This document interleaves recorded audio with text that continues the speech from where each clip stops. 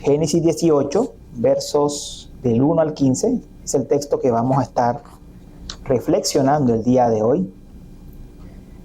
Y para comenzar con esta reflexión dominical, con esta predicación dominical, les recuerdo que no hay nada más humano que una buena comida. Y que una buena comida, para celebrar un buen momento, con las comidas se sellan negocios. Es usual ver personas que almuerzan o cenan juntas para cerrar un negocio. Con las comidas, igualmente la familia se reúne para darse las buenas noticias. De hecho, la cena es el momento donde las familias se reúnen todos juntos a conversar un poco, a hablar un poco acerca de cómo les fue en sus días, cómo les fue en su día cada uno. La comida tiene una función importante en la vida. No es solamente alimentarnos, sino que arma lazos, crea lazos. Es muy importante lo que sucede en una comida, es fundamental lo que sucede en una comida. En la mañana de hoy vamos a ver que el Señor visitó a Abraham para cenar con él, para comer con él, para tomar una comida con él. Y en medio de esa comida, Abraham le confirmó la promesa del nacimiento de su hijo. Le confirmó a él y a Sara la promesa del nacimiento de su hijo, de Isaac. Vamos a ver qué sucedió en aquella ocasión y les quiero pedir entonces que hagamos una breve oración antes de empezar. Señor, estamos delante de tu presencia para escuchar tu palabra. Así como visitaste a Abraham, Señor, que seas tú visitando nuestros corazones con tu palabra. A medida que vamos estudiando, que vamos meditando en este pasaje, te lo rogamos, oh Señor. Amén. Bien, el mensaje principal de este sermón es el siguiente. Dios está en comunión con su pueblo y confirma sus promesas a su pueblo. Es muy sencillo. Dios está en comunión con su pueblo y confirma sus promesas a su pueblo. Y lo vamos a ver en 3 breves puntos. El primero es la introducción, el segundo es la comunión íntima, el tercero es la confirmación íntima. La comunión íntima, la confirmación íntima. Y la enseñanza se llama ¿hay algo demasiado difícil para el Señor? Allí se llama el mensaje. ¿Hay algo demasiado difícil para el Señor? Entonces, a manera de introducción, tengo que dar algunos breves detalles del libro de Génesis que nos van a ayudar a entender mejor lo que está pasando en esta situación. Les recuerdo que Dios creó a Adán y Eva perfectos, sin pecado, en un mundo perfecto, y el Señor tenía comunión íntima con Adán y Eva. Dice en Génesis, por ejemplo, que el Señor bajaba en el fresco de la tarde para pasearse en el jardín, para tener comunión con ellos. Sin embargo, Adán y Eva cayeron por el engaño de la serpiente. El Señor los expulsó del jardín, pero les dio la promesa de que un día vendría su Hijo a libertarlos del pecado y de Satanás. Pasó mucho tiempo desde esa comunión perfecta que se nos narra en Génesis 1:2. Y Dios llama a Abraham de Ur y le hace una promesa. Le dice que el hijo que había sido prometido a Adán va a ser un hijo suyo. Que el hijo prometido a Adán, como el Salvador, como el Libertador, va a ser un hijo de Abraham. Ese hijo sería la bendición de todas las familias de la tierra.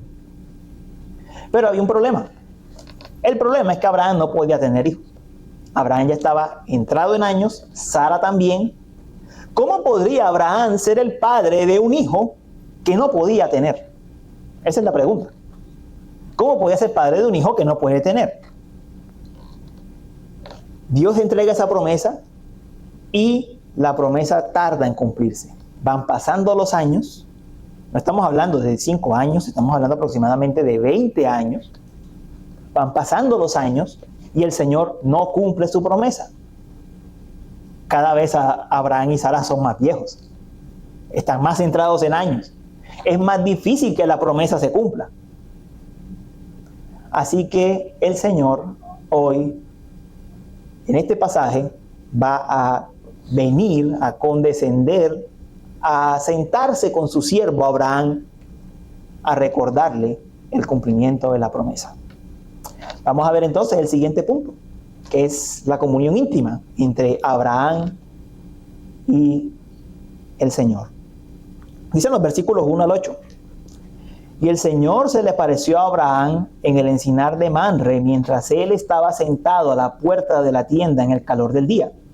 Cuando Abraham alzó los ojos y miró, había 3 hombres parados frente a él. Al verlos, corrió de la puerta de la tienda a recibirlos y se postró en tierra y dijo: Señor mío, si ahora he hallado gracia ante sus ojos, le ruego que no pase de largo junto a su siervo. Que se traiga ahora un poco de agua y lávese ustedes los pies y reposen bajo el árbol. Yo traeré un pedazo de pan para que se alimenten y después sigan adelante, puesto que han visitado a su siervo. Haz así como has dicho, dijeron ellos. Entonces Abraham fue deprisa a la tienda donde estaba Sara y dijo: apresúrate a preparar 40 litros de flor de harina, amásala y haz tortas de pan. Corrió también Abraham a la vacada y tomó un becerro tierno y de los mejores y se lo dio al criado, que se apresuró a prepararlo.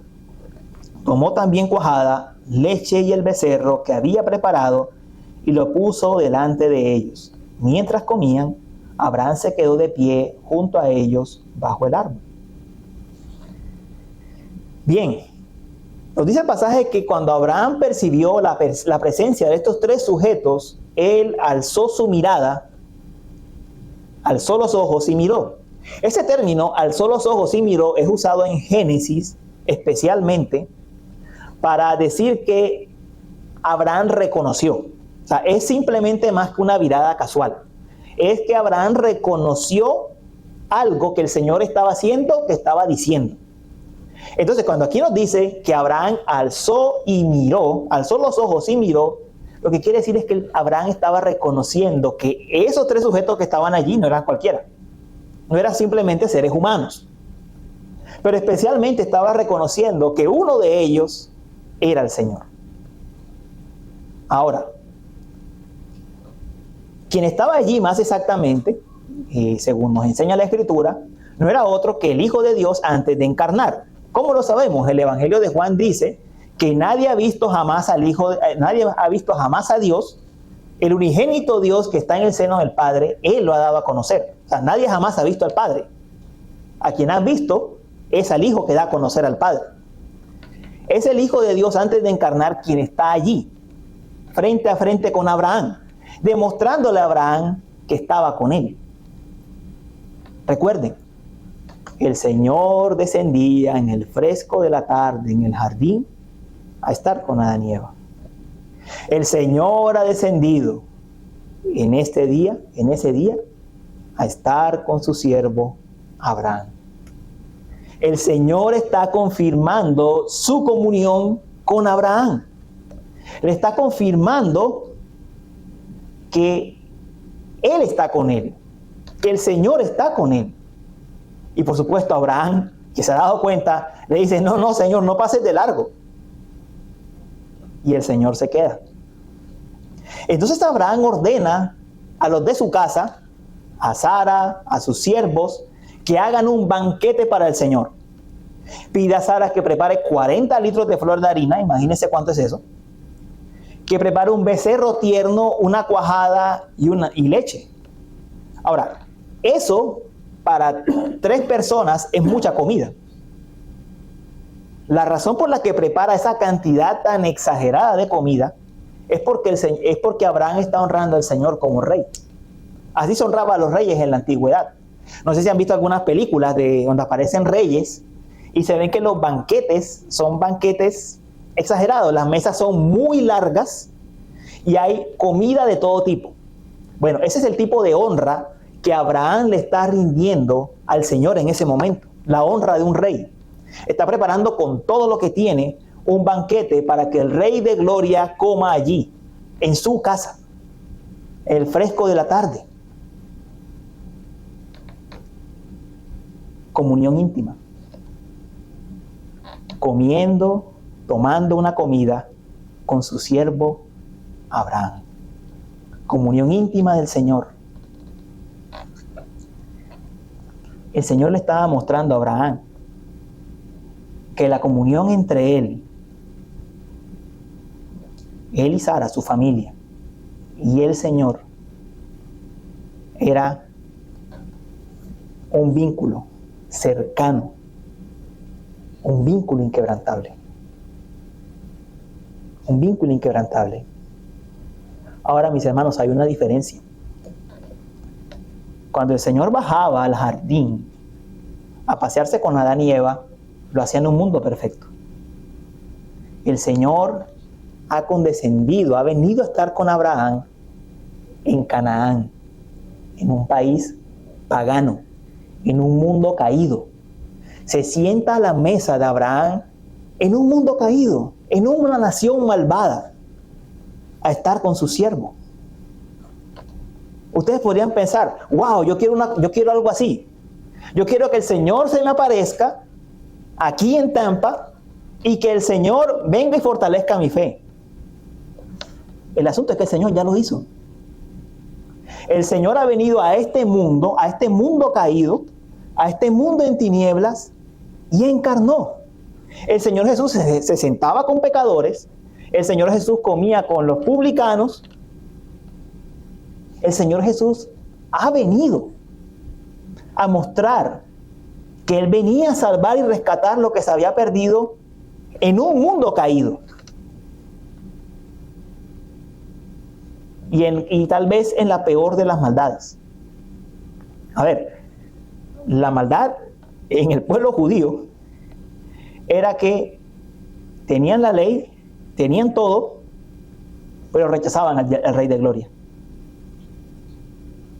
En la peor de las maldades, allí donde estaba lo más oscuro del pecado, lo más oscuro de la rebelión humana, allí el Señor vino a demostrar que venía a tener comunión con los seres humanos.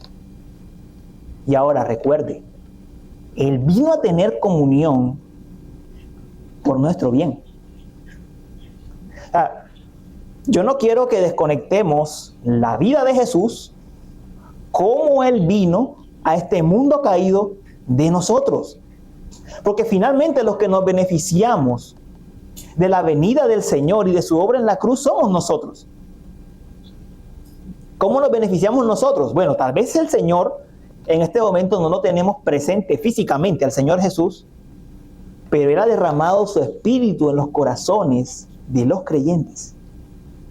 Y Él por su Espíritu mora en nosotros, está con nosotros y en nosotros. La pregunta no es, Señor, ¿por qué no vienes a cenar conmigo como con Abraham?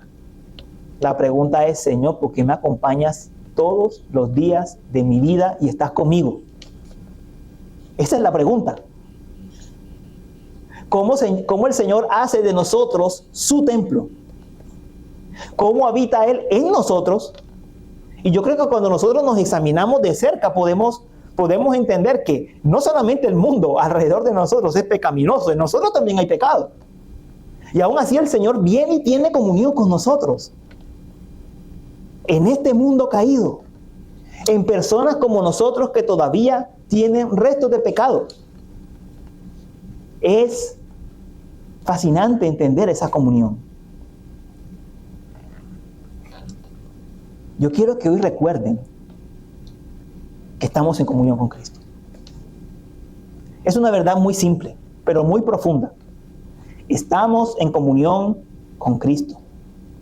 Que así como Abraham alzó sus ojos para reconocer al Señor, nosotros podamos levantar los ojos, la mirada de la fe, y entendamos que estamos en comunión con el Cristo resucitado y ascendido en gloria por la obra del Espíritu Santo.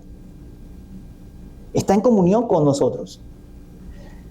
Hermanos, yo sé que a veces uno estando aquí como inmigrante, hay cosas que pasan por la cabeza de uno. Uy, pero en Cuba o en República Dominicana o en Colombia, yo tenía mi grupo de hermanos, mi iglesia, allá estábamos todos juntos, estábamos en comunión, acá me siento diferente. Bueno, usted se siente diferente, pero la situación del Señor con usted no ha cambiado. Tenga eso presente. La situación del Señor con usted no ha cambiado en absoluto. Porque así como Él estaba en usted por su espíritu en su país, lo está aquí. Lo está aquí. Uno aquí se puede sentir decepcionado, triste, afligido, pero tenga la certeza de la promesa del Señor: yo estaré con vosotros todos los días hasta el fin del mundo. Estamos en una comunión íntima con el Señor.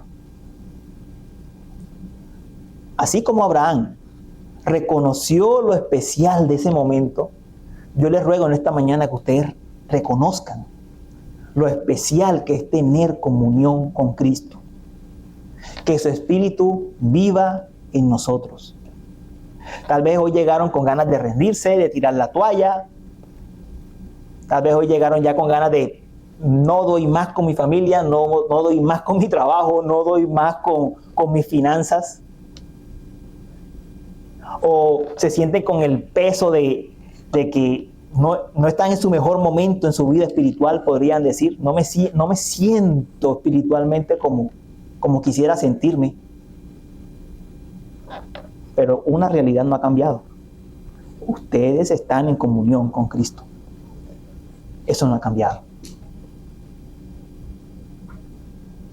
¿Y quieren ver cuán profundo es esto? Pasemos al siguiente punto. Veamos cómo el Señor confirma su promesa a Abraham. Dice los versos 9 al 15. Entonces ellos le dijeron: ¿dónde está Sara tu mujer? Allí en la tienda, le respondió. Y uno de ellos dijo: ciertamente volveré a ti por este tiempo el año próximo, y Sara tu mujer tendrá un hijo. Y Sara estaba escuchando a la puerta de la tienda que estaba detrás de él. Abraham y Sara eran ancianos, entrados en años, y a Sara le había cesado ya la costumbre de las mujeres. Sara se rió para sus adentros, diciendo: ¿tendré placer después de haber envejecido, siendo también viejo mi señor? Y el Señor dijo a Abraham: ¿por qué se rió Sara diciendo: concebiré en verdad siendo yo tan vieja? ¿Hay algo demasiado difícil para el Señor? Volveré a ti al tiempo señalado, por este tiempo el año próximo, y Sara tendrá un hijo. Pero Sara lo negó porque tuvo miedo, diciendo: no me reí. No es así, sino que te has reído, le dijo el Señor. Esta segunda parte de la conversación se vuelve aún más íntima. Todo parece indicar que la confirmación no la necesitaba tanto Abraham, sino Sara. El Señor llama de una manera muy particular a Sara. No sé si se han dado cuenta hasta este punto del pasaje que el Señor ni siquiera ha hablado con Abraham. Ni siquiera no le ha dicho nada. Lo único que hace en este momento es preguntar por Sara. ¿Dónde está Sara? Es una pregunta muy parecida a cuando Adán y Eva se escondieron en el Edén. ¿Dónde están? Pero por supuesto, Sara ha sido redimida, ha sido salvada por el Señor. El caso es que él viene y pregunta por Sara, que está detrás de la puerta. La llama por el nombre de Sara, no de Sarai. O sea, él le había cambiado el nombre y él sabe que ella va a dudar. Miren que el pasaje se trata de la duda de Sara, pero él no le cambia el nombre. Él la sigue llamando por el nombre de Sara, por el nombre que le dio después de decirle que ella sería madre de naciones, que él cumpliría su promesa en ella. La llama por su nombre. ¿Dónde está Sara? Es bien enfática la forma en la que lo dice. Está preguntando por ella. Y la llama porque quiere confirmarle la promesa de que ella va a tener un hijo. ¿Por qué era necesario que la llamara a ella? El pasaje lo dice, verso 11 y 12. Abraham y Sara eran ancianos, entrados en años, y a Sara, vuelva a ver el énfasis en Sara, Le había cesado ya la costumbre de las mujeres. Sara se rió para sus adentros diciendo: ¿tendré placer después de haber envejecido, siendo también viejo mi Señor? Para Sara, humanamente no había posibilidades de que el Señor cumpliera la promesa. De eso se trata todo el asunto.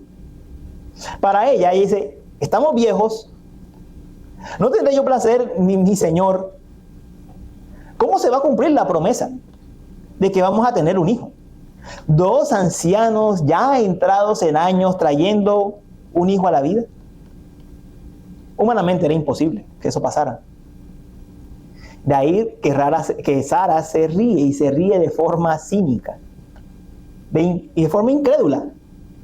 Eso no es posible. Es una risa incrédula. Ahora, nosotros podemos pensar dentro de nosotros: oiga, esa Sara no respeta, riéndose delante del Señor. Pero así somos nosotros. A ver, el Señor no vive en nosotros. El Señor no vive en nosotros por su Espíritu. Así somos cuando dudamos. Igual. Nosotros nos reímos y dudamos constantemente en la presencia del Señor. Constantemente. Nosotros podemos conocer la Escritura, podemos conocer las promesas, podemos saber que estamos en comunión con el Señor, que Él vive en nosotros, y aún así dudar. El Señor conoce nuestra débil fe. Él la conoce. Él lo sabe. Él vive dentro de nosotros. Él sabe lo que pasa por nuestra mente. Nosotros no lo podemos engañar. Él sabe cuán débil somos para confiar en Él. Él lo sabe. No podemos esconderle nada. Ante su presencia todo está abierto y desnudo ante sus ojos. No hay forma de ocultarle nada. Pero si así somos, yo quiero que se sorprendan con la gracia del Señor. Porque en ese mismo pasaje, el Señor no solamente fue a confirmar la fe de Sara. Más adelante, vemos que el Señor también iba a juzgar a Sodoma y a Gomorra. Él fue a hacer dos cosas en esa visita. La pregunta es: ¿acaso Sara no merecía juicio? ¿Acaso por nuestra incredulidad nosotros no mereceríamos juicio? Pero el Señor no fue a juzgar a Sara, no fue a castigarla. El Señor fue a exhortarla y llamarla de vuelta.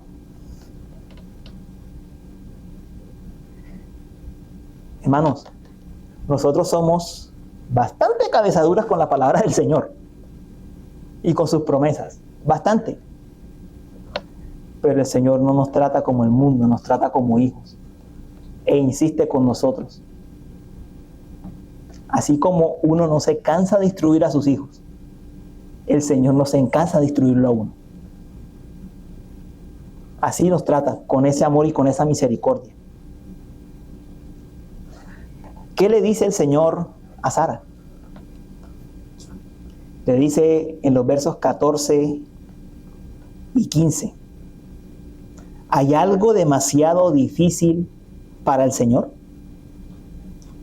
Volveré a ti al tiempo señalado, por este tiempo, el año próximo, y Sara tendrá un hijo. Ella está dudando y el Señor no le está diciendo: mira, ¿sabes qué? Ya yo no quiero nada contigo. No. Le dice: ¿estás dudando? Mira, te voy a confirmar cuál es mi promesa una vez más. Como para que te quede claro cuál es mi promesa. Vas a tener un hijo, y es más exacto aún, le dice en cuánto tiempo. En un año vas a tener el hijo.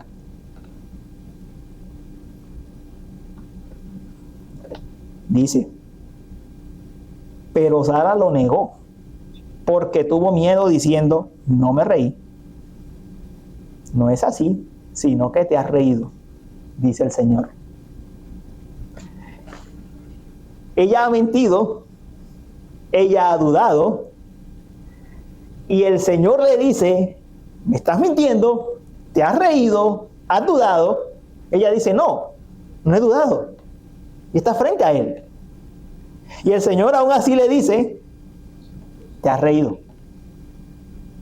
No me mientas. Has dudado. Y lo que el Señor hace es confirmarle su promesa. Hermanos, así es como el Señor nos corrige a nosotros. Nosotros luchamos a diario con esto. No tengo plata para el arriendo. Voy hablando de cosas muy sencillas. No tengo plata para el arriendo. Se viene un gasto que no lo tenía previsto. Se me salió el hijo de control, la hija de control.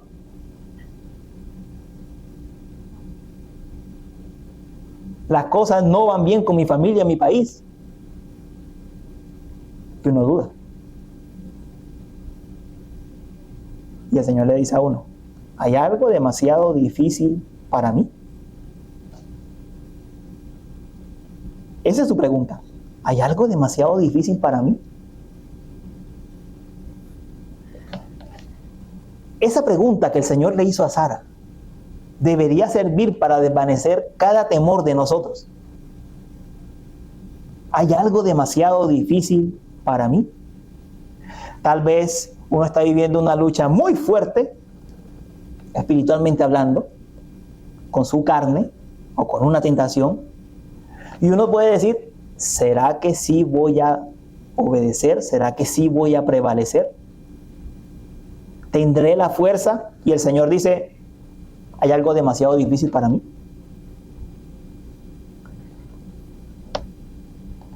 Se llena uno de dudas. No sabe uno qué hacer con su vida.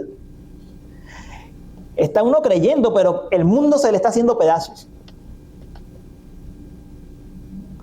Está uno creyendo, pero ha caído en el cinismo. De decir, ¿será que sí?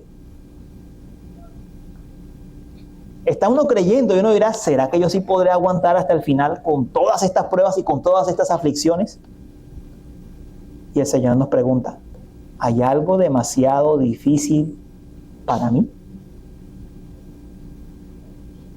Hermanos, nosotros conocemos cómo terminó esta historia. Todas estas cosas están en la Escritura para confirmar nuestra fe, para nuestra esperanza.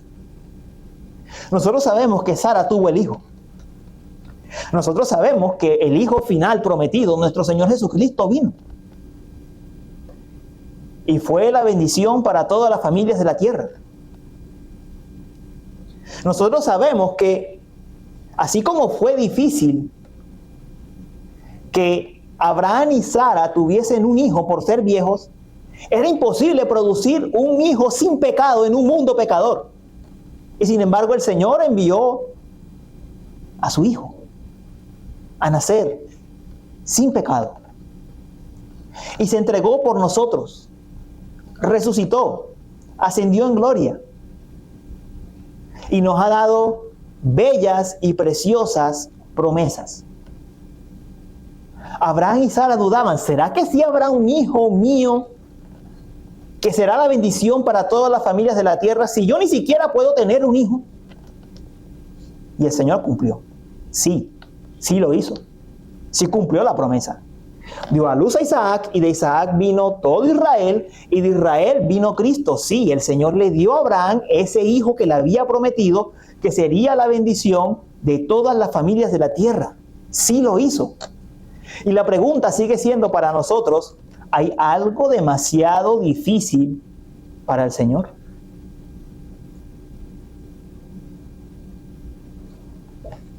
Hermano, tenga presente algo.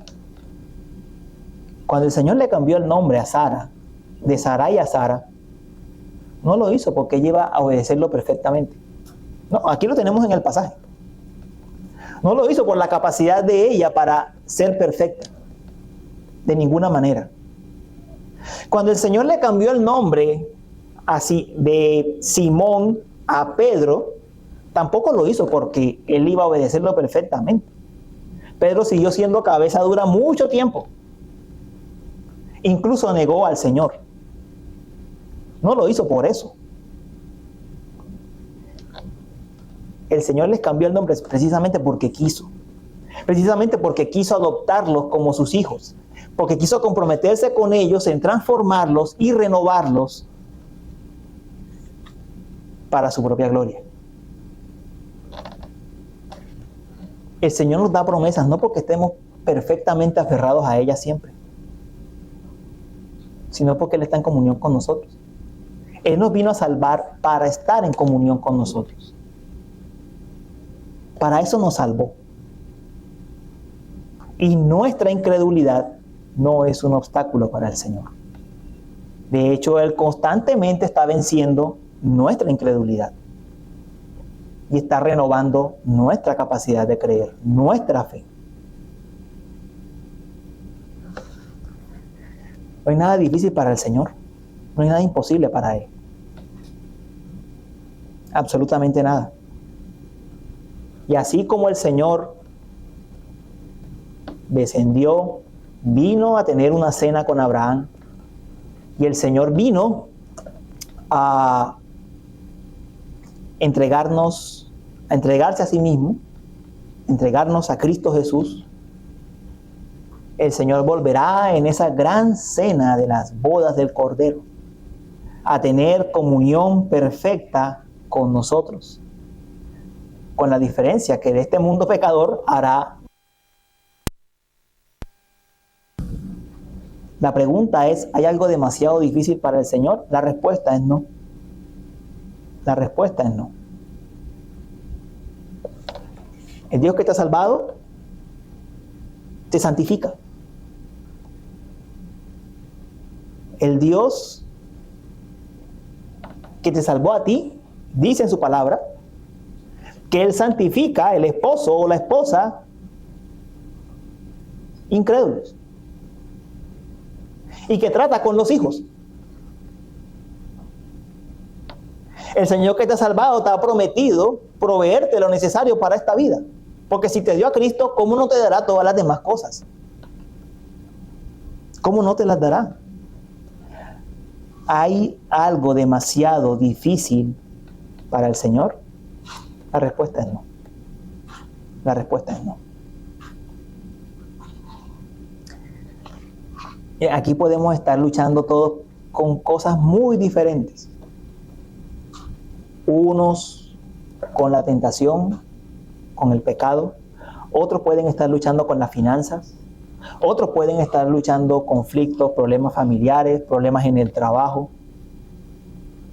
Pero sea cual sea la dificultad que estemos viviendo, recuerden esta pregunta. ¿Hay algo demasiado difícil para el Señor? No lo hay. Ni trabajo, ni situación financiera, ni la lucha espiritual, ni la lucha familiar, ni nada. Nada es demasiado difícil para el Señor.